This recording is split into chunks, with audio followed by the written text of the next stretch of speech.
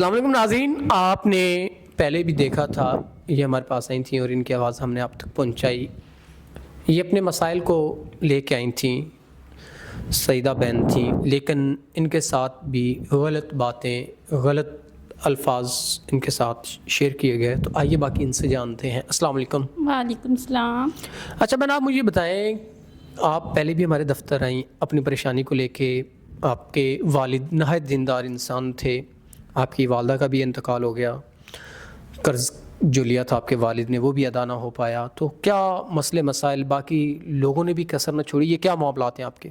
जी बिल्कुल, मैं आपके ऑफ़िस में तशरीफ़ ले आई थी, आपके सामने अपने हालात बयान किए, लेकिन इन हालात का अवाम ने गलत इस्तेमाल किया, लोगों ने भी गलत इस्तेमाल किया।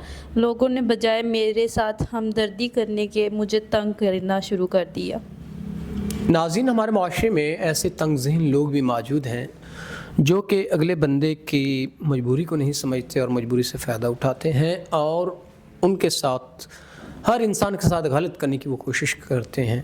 लेकिन हमें ये सोचना चाहिए और अपनी सोच का एक म्यार रखना चाहिए कि अच्छे लोगों के साथ अच्छे तरीके से पेश आना चाहिए। ये बहन बड़ी मजबूर होकर बड़ी आस उम्मीद लेके हमारे पास आई थी, लेकिन इन्होंने पैगाम भी अच्छा दिया था, मैं निकाह करना चाहती हूँ अगर कोई अच्छा इंसान हो, मगर इनके साथ जो किया गया सरासर गलत है।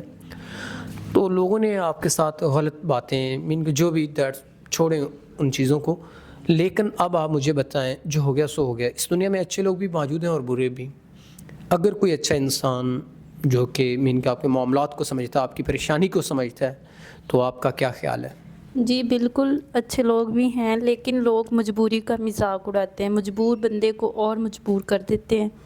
जहाँ तक कोई अच्छा इंसान आएगा तो शादी कर लूँगी, लेकिन कोई अच्छा हो तो, क्योंकि लोग ज़्यादातर मजबूरी का फ़ायदा उठा रहे हैं। नाज़रीन, अगर कोई अच्छा इंसान जो इनकी मजबूरी से फ़ायदा ना उठाए बल्कि इनके दुख दर्द को अपना दर्द समझे, तो ये ज़रूर उनसे निकाह कर लेंगी। तो उम्मीद करते हैं आप इनके तमाम तर मसाइल को हल करते हुए इनसे निकाह करेंगे। तो इसी के साथ अपने मेज़बान नवाब अहमद को दें इजाज़त। खुदा हाफ़िज़।